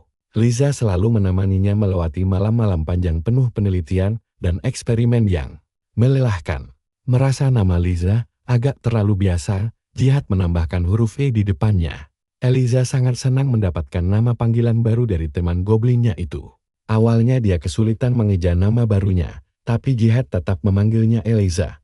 Hingga suatu hari, Jihad harus pergi ke tempat berbahaya yang tidak cocok untuk laba-laba kecil yang lemah. Tempat itu sangat berisiko baginya, apalagi untuk temannya. Sebelum pergi, dia berjanji akan segera kembali. Eliza pun setia menunggu di sana, tanpa pernah berpindah sedikit pun dari tempatnya. Eliza diam menunggu lama sekali, namun temannya tak kunjung kembali. Hari berganti hari, bulan pun berlalu. Dari fajar hingga malam, 1 tahun berlalu, dan dia masih setia menunggu. 10 tahun berlalu, dia tetap menunggu. 100 tahun lewat, dia masih di sana. Eliza terus menanti hari yang tak pernah datang, demi janji yang tak kunjung ditepati. Gubuk yang dia tinggali akhirnya hancur dimakan usia. Tempat itu roboh, memaksa Eliza kecil pergi mengembara ke arah hutan barat yang asing. Setelah sahabat lebih menunggu, dia memberanikan diri kembali ke tempat pertama kali mereka bertemu. Dia terus merapalkan nama pemberian Jihad agar tidak lupa. 150 tahun kemudian, mereka akhirnya bertemu kembali. Meski ukuran tubuh mereka berubah, perasaan dan ingatan mereka tetap sama. Tapi setelah mendengar cerita si goblin, Kaisar cuma menyimpulkan kalau Jihad adalah makhluk tidak berguna. Yang tega meninggalkan Eliza, goblin botak itu mendongak menatap tuannya sejenak. Lalu kembali menangis meratapi teman lamanya. Reuni ini tentu menyisakan satu pertanyaan besar. Jihad tidak menghilang 1 atau 2 tahun, tapi sampai 1,5 abad. Kenapa bisa begitu? Jihad sendiri tidak bisa menjawabnya, karena hal itu rahasia yang belum bisa dibagikan. Kaisar tentu tidak puas dengan jawaban yang tidak jelas itu. Namun si goblin kecil hanya bisa meminta maaf karena harus menjaga rahasia tersebut. Melihat ketulusan Jihad, Kaisar pun tidak memaksanya lagi. Setelah mendengar kisah sedih si Ratu Laba-Laba, Kaisar jadi bingung harus bagaimana. Padahal misi kelulusannya adalah menghabisi Eliza demi menyelesaikan tugas. Dia tidak bisa melewatkan misi wajib ini begitu saja. Untungnya, Eliza tampaknya punya solusi.